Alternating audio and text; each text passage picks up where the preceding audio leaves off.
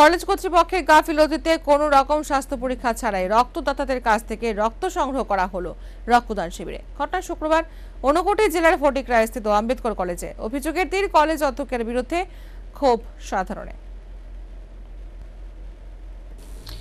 চিকিৎসা ক্ষেত্রে এক আজব ঘটনার সাক্ষী হলো রাজ্যবাসী। বিনা চিকিৎসকেই রক্তদান শিবিরের মতো একটি স্পর্শকাতর ঘটনা সংঘটিত হয়ে গেল। ঘটনা শুক্রবার ঊনকোটি জেলার ফটিকরায় স্থিত আম্বেদকর কলেজে। জানি ইতিমধ্যে স্থানীয় জনগণ সহ রাজ্যের স্বাস্থ্য সচেতন মানুষের মধ্যে বিরূপ প্রতিক্রিয়া দেখা দিয়েছে। সবাই মানে রক্তদান একটি মহৎ কাজ, কিন্তু তার জন্য শারীরিক সক্ষমতার প্রয়োজন। তাই অভিযোগ উঠেছে, চিকিৎসকের সাহায্যে স্বাস্থ্য পরীক্ষা না করেই এভাবে রক্তদাতাদের কাছ থেকে রক্ত নেওয়াতে হয়তোবা যে কোনো ধরনের অঘটন ঘটে যেতে পারত বা ভবিষ্যতেও ঘটতে পারে। ঘটনার বিবরণে জানা যায়, শুক্রবার ফটিকরায় আম্বেদকর কলেজে একটি রক্তদান শিবির অনুষ্ঠিত হয়। শিবিরে প্রায় 25 থেকে 30 জন রক্তদাতা রক্তদান করেন। কৈলাসহর ব্লাড ব্যাংকের কর্মীরা এই রক্তদাতাদের কাছ থেকে রক্তগুলি সংগ্রহ করেন। অভিযোগ, রক্ত নেওয়ার আগে নিয়ম মাফিক রক্তদাতাদের যে স্বাস্থ্য পরীক্ষাগুলি করা প্রয়োজন তা কোনোটি না করে রক্তদাতাদের কাছ থেকে রক্ত সংগ্রহ করা হয়েছে।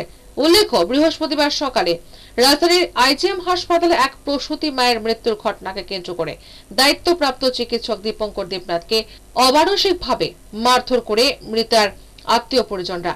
বর্তমানে এই চিকিৎসক আশঙ্কাজনক অবস্থায় জিবি হাসপাতালের ট্রমা সেন্টারে চিকিৎসাধীন রয়েছে।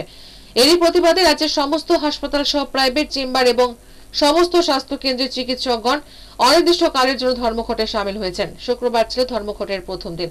সে কারণে ফটিকরায় আম্বেদকর কলেজে অনুষ্ঠিত রক্তদান শিবিরে কোনো চিকিৎসক উপস্থিত ছিলেন না, যা কিনা কলেজ কর্তৃপক্ষ জানত। তারপরও চিকিৎসকদের অনুপস্থিতিতে রক্তদাতাদের কোন রকম স্বাস্থ্য পরীক্ষা ছাড়াই ব্লাড ব্যাংকের কর্মীদের দিয়ে রক্ত সংগ্রহ করিয়েছেন কলেজ কর্তৃপক্ষ, যা নাকি মোটেও উচিত ছিল না বলে দাবি সুস্থ স্বাভাবিক সচেতন নাগরিকদের। এ বিষয়ে রক্ত সংগ্রহ করতে আসা কৈলাসহর ব্লাড ব্যাংকের প্রোগ্রাম এটা ব্লাড ডোনেশন ক্যাম্প আমরা উদ্যোগ নিচ্ছি সপ্তাহ দিন আগে থেকে। তারপরে আমরা 42 জনের নাম লিস্টেড, অনগোয়িং প্রসেস। আমরা কৈলাসহরের হেডকোয়ার্টার লোক যোগাযোগ করছি, সিএমও এবং এমএসএল যোগাযোগ করছি। তারা বলছে যে ফটিকরায় পিএইচসিতে হসপিটালে ইনচার্জ আছে ইমার্জেন্সিতে, সমস্যা হলে আপনারা যোগাযোগ করতে পারেন।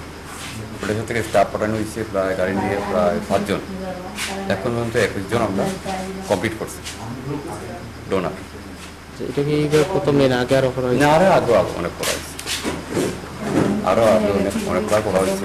আগামী দিনে কি এই ধরনের আগামী দিনে আমরা আরও একটু বড়টি ক্যাম্পে যাতে প্রোগ্রামটা করতে পারি, বড়টি অ্যারেঞ্জমেন্ট নিয়ে স্থানীয় এমএলএ থাকবো।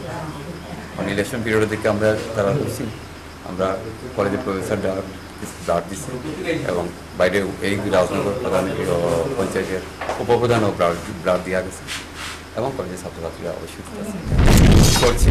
পাশাপাশি এই বিষয়ে কলেজের অধ্যক্ষের সাথে যোগাযোগ করা হলে তিনি বিষয়টি সম্পর্কে অবগত রয়েছেন বলে স্বীকার করে জানান, যেহেতু ওনাদের রুটিন প্রোগ্রাম ছিল তাই ওনারা করে নিয়েছেন।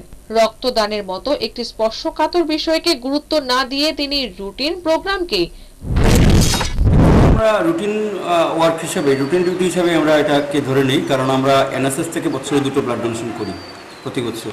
তো আমাদের ইচ্ছে ছিল যে মার্চের মধ্যেই করা, কিন্তু মার্চের মধ্যে আমরা করে উঠতে পারিনি ছাত্রদের গড়হাজিরের কারণে, কারণ আমাদের পরীক্ষার ইন্টারনাল অ্যাসেসমেন্ট চলছিল।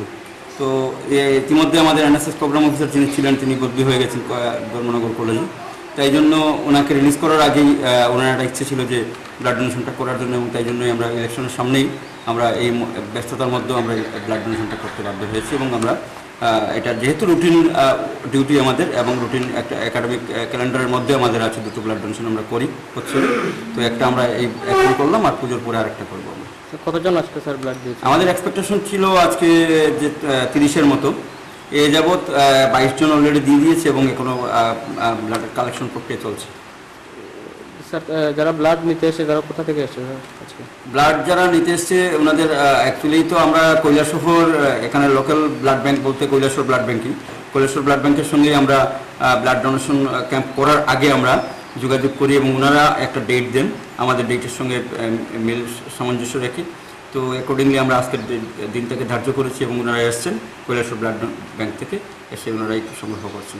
স্যার আজকে তো ওনাদের একটি ধর্মঘট যেটা শুনছিলাম আমরা, তো আজকে ওনারা কি কিছু আপত্তি করেছিলেন যে না, ওনারা এসছেন, এসে বলছিলেন যে আমাদের তো ডক্টর কেউ আসেননি, তার কারণটা হচ্ছে আজকে আমাদের ধর্মঘট, রাজ্যব্যাপী সব ডাক্তাররা ধর্মঘটে চলে গেছেন।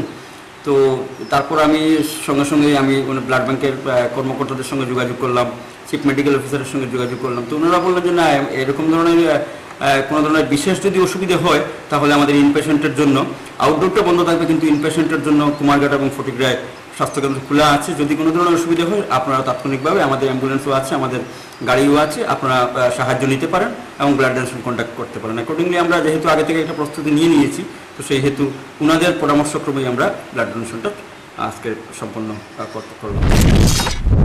স্বাস্থ্য সচেতন সুস্থ সমাজের সকল মানুষই জানে রক্তদান মহৎ কাজ, কিন্তু রক্তদান করার সময়ও রক্তদাতাদের কিছু বিশেষ নিয়ম মেনে রক্তদান করতে হয়, না হলে রক্তদাতা রক্তগ্রহীতা উভয়েরই জীবন সংশয়ের মতো বিপদ হতে পারে, সেটাও শিক্ষিত সুস্থ সকল মানুষের অজানা নয়।